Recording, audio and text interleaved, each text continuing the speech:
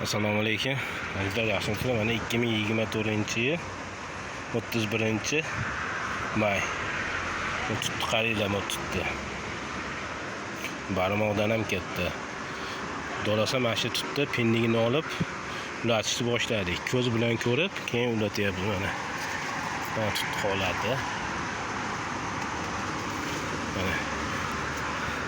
Dolasa shuni mana 31-may shu kunga pindigini solgizayapmiz. Balki ham mana katta bo'ladi. Yirikligi mana bu ko'kligi, ko'k holatdagi. Mana shunga holatdagisi. Yetib pishib ular ekan. Xudosa kuzgi ko'chatlari bor. Nomerimiz 91 662 2288. Mana tutdi holatlari. Mana. Assalomu alaykum. Nurberdagilar, yaxshimisizlar? Mana 2025-yil 18-mart. Mana o'zim xudolasam mana shu Pokiston tutini mana ekib boshladim. Tayvan qilingan shag'alli yerga ekyapman. Bu tut hamma joyga moslanib ketaveradi. Suvsizlikka chidamlik.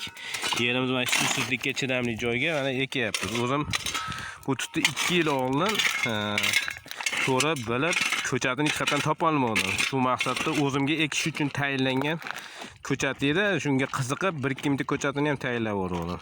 Mana xudosi mana o'zim 50 tacha aylantirib ekyapman. Mana xudosi mana darcha qilish niyatdan suv kam joyga qilib ekyapmiz.